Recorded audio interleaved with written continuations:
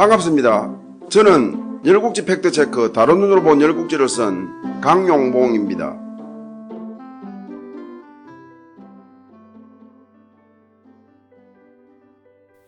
이번 회차에서는 열국지 팩트체크 다른 눈으로 본 열국지 제2장 패자 재환공 22 이런 충심도 있소이다에 대하여 살펴보겠습니다. 저는 오늘 살펴볼 열패열국지에 글을 쓰기 위하여 사기, 춘추좌전, 국어 등의 문헌을 인용했는데요. 그 상세의 내역은 자막으로 나가는 바이니 참고하시기 바랍니다. 기원전 644년 진해공은 도안이의 시신을 진나라에서 운구하여 상대부의 예로서 장례를 치르고 그 아들을 대부로 삼는 등 생각하기에도 끔찍스럽고 치욕스러운 한원전쟁 뒤수습을 마무리하였습니다. 이후 진해공이 거기에게 내가 진나라에 감금되어 있는 동안 중이가 진나라로 쳐들어오진 않을까 걱정하였다라며 속내를 드러놓자 거기에는 중이는 우리의 후한거리다. 그를 없애야 주공도 그렇고 진나라도 안정될 것이다. 중이가 기욱하는 것을 가장 두려워하는 이는 바로 시인 피이니 그에게 중이를 죽이게 하라 라고 진언하였습니다. 진해공도 그게의 말이 옳다고 여기고 피에게 중이를 암살하라고 밀지를 내렸습니다. 피는 지난 제53회차에서 살펴본 바와 같이 기원전 655년 봄에 진흥공의 명령에 따라 군사를 이끌고 포땅으로 중이를 잡으러 가서는 중이는 잡지 못하고 담을 넘고 달아나는 중이를 칼로 쳤다가 그의 소매자락만 잘라 갖고 돌아온 일이 있었는데요. 피는 이때 중이를 죽이지 못한 이후 언젠가는 중이에게 복수당할 수 있다는 불안감에 시달렸습니다. 그러다가 진해공의 밀지를 받고는 이번에는 확실히 중이를 죽여 오랜 걱정을 덜어야겠다고 다짐하였습니다. 피는 많은 군사를 이끌고 가서 중이를 없애려면 적군과의 충돌도 불가피할 뿐더러 시간도 많이 걸리고 또 중이를 없애려는 의도가 노출된다고 판단, 소수정예로 적나라에 잠입하여 신속하게 중이를 해치우리라 작정하였습니다. 이에 피는 진해공에게서 많은 황금을 얻어 이를 뿌리며 자객들을 끌어모으고 있었습니다. 호돌은 피가 많은 황금을 내걸고 장사를 구한다는 소문을 듣고는 이를 수상히 여겼습니다. 처음에는 한원전쟁의 연이은 특수임무인가 생각하다가 자신을 따르는 궁중 내시들을 탐문한 결과 진해공이 피에게 중이를 암살하라는 밀지를 내린 것을 알아냈습니다. 호돌은 깜짝 놀랐습니다. 한원전쟁의 후유증 수습을 정적제구로 시작하려는 진해공의 처사가 못마땅하였습니다. 호돌은 즉시 신복을 불러 적나라에 머무는 아들 호원에게 전할 밀서를 주며 속히 호원에게 전하라고 독촉하였습니다. 밀서에는 진해공의 음모를 알리며 속히 타국으로 달아나라고 적혀 있었죠. 중이는 지난 제42회, 제53회, 제56회, 제57회차에서 살펴본 바와 같이 진흥공과 견융의 여인인 호의 사이에서 태어난 공자로 진흥공의 공자들 중에서는 나이가 가장 많았는데요. 이후 여의의 모함으로 기원전 656년 12월에 세자인 신생이 자살한 후 중이도 여의의 모함을 받고 기원전 655년 봄에 적나라로 달아났습니다. 이때 진나라 많은 대부들이 중이를 따라 적나라로 망명했죠. 진해공의 밀지에 따라 암살 대상이 된 중이는 이때 적나라에서 12년째 머물며 가정을 꾸리고 있었습니다. 지난날 적나라 군주는 적나라 이웃인 구여를 치고 구여의 여인 계외와 수구여를 포로로 잡아와서는 중이에게 넘겨 시중들게 하였습니다.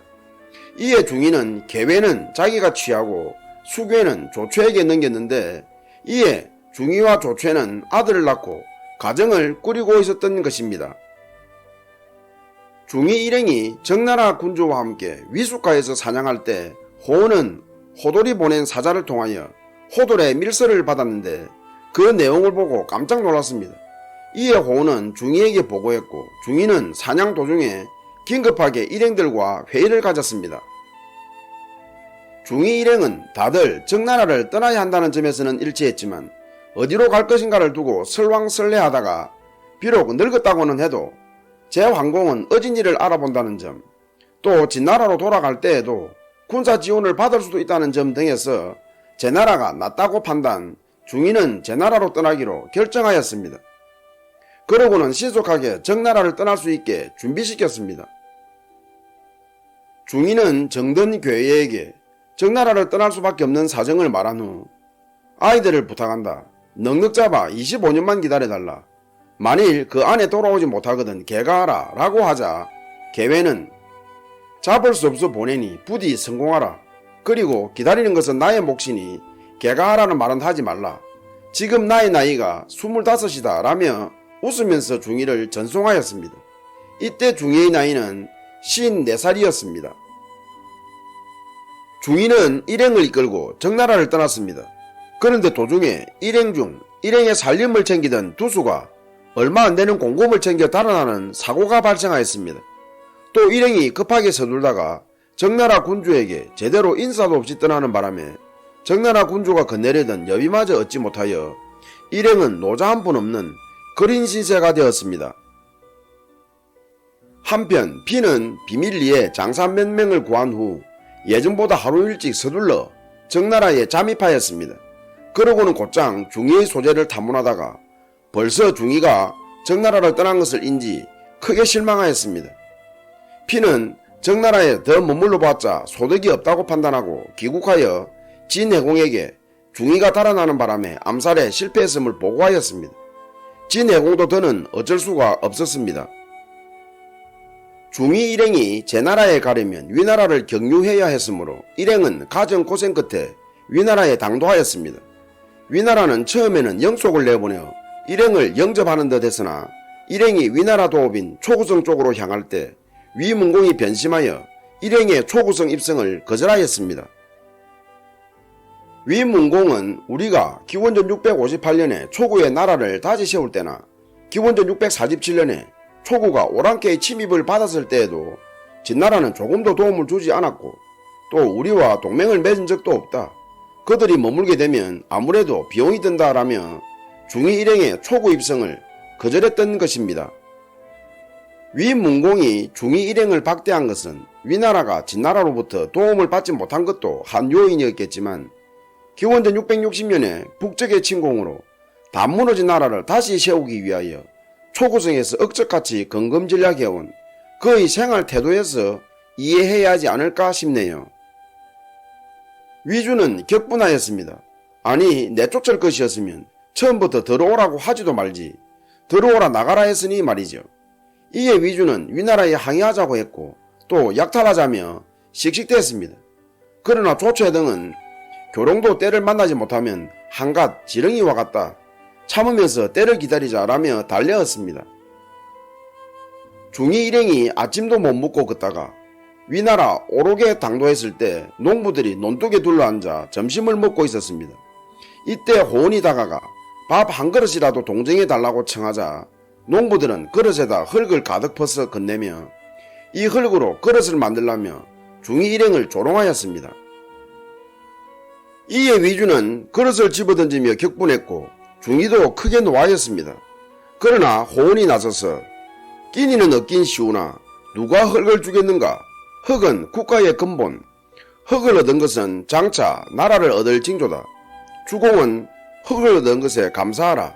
이 흙은 장차 12년 뒤에 주공이 이곳 흙을 얻을 것과 폐제후가 될 것임을 징조로 보여주는 것이다 라며 일행을 위로하자 중위는 농부 앞에 가서 절하고 흙 한 그릇을 더 청했고 농부들은 비웃으며 흙을 다시 담아 주었습니다.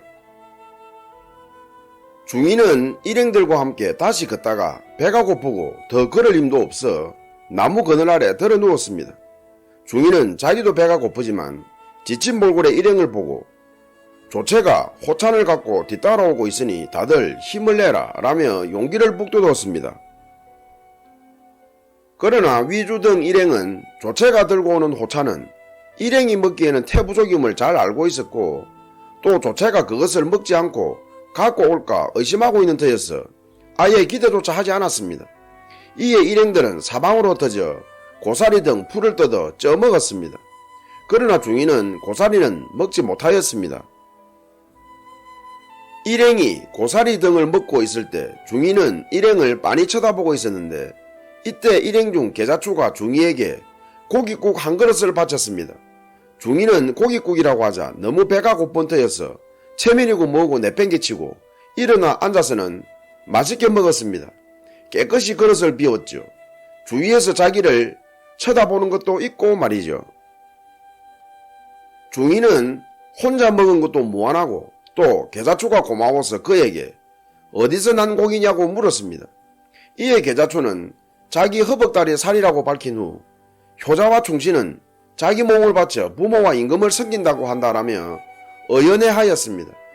중이는 장차 내 무엇으로 그대의 은혜를 갚을 수 있을까라며 하염없이 눈물을 흘렸습니다. 계자추의 감동적인 은행에 일행이 수견에 있을 때 조체가 당도에서는 중이에게 늦었다며 호찬을 바쳤습니다. 중이가 조체에게 배고프지 않느냐고 묻자 조체는 왜 배가 고프지 않겠는가? 그러나 어찌 주인 몰래 먹을 수 있는가? 라며 담담해하였습니다. 호모가 위주를 쳐다보며 그대에게 호찬을 맡겼더라면 이미 호찬은 그대의 뱃속에 다 들어갔겠지 라고 말하여 일행은 한바탕 웃었고 위주는 머쓱해하였습니다. 위주는 조체가 호찬을 갖고 오다가 틀림없이 혼자 먹고 올 것이라고 말했던 거였죠. 일행은 적으나마 호찬을 나누어 먹었습니다. 계자추와 조체의 감동적인 은행에 대하여 중이는 중이대로 자신을 믿고 따르는 일행에 대한 막중한 책임감을 느꼈고 일행은 중이 사람이라는 일체감과 연대감을 공유하였습니다. 허기지고 지친 일행은 오랜만에 활기를 찾았고 서로 위로하며 다시 제나라를 향하여 길을 떠났습니다. 중이 일행은 걸식하면서도 걷고 또 걸어 드디어 제나라에 당도하였습니다. 제황공은 일찍이 중이 일행의 이야기를 듣고 있던 터여서 교회까지 사람을 내보내 영접하고 공간으로 안내하였습니다. 이어 연회를 열고 그들을 위로하며 환영하였습니다. 제황공은 종중에서 가장 아름다운 제강을 뽑아 중이의 시중을 들게 하고 수레와 말 20승을 내주었으며 날마다 양곡과 고기를 제공하여 중이 일행은 아무 부족함 없이 지내게 되었습니다. 열패길국지의 이번 회차 팩트체크에서는 조체의 처인 수계의 자매 서열에 대한 상이한 기록, 중이 일행이 정나라를 떠나 제나라에 입국한 시기에 대한 상이한 기록, 제나라에 갔을 때의 중이의 나이와 관련한 상이한 기록, 중이를 수발한 제강의 신분에 대한 상이한 기록을 소개하고 있습니다.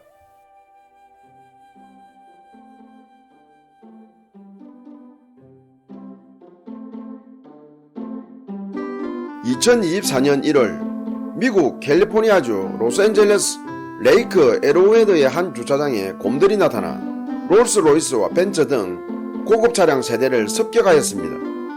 이에 피해 차량의 소유주 4명은 피해 차량에 대한 보험금을 청구하여 보험사 3곳으로부터 14만 달러의 보험금을 받았습니다. 이곳은 평소에도 곰에 의한 피해가 많은 지역이었는데요. 보험사는 보험금을 지불한 후 당시 CCTV를 보면서 뭔가 수상함을 느끼고는 캘리포니아 보험당국과 수사기관에 이를 신고하였습니다.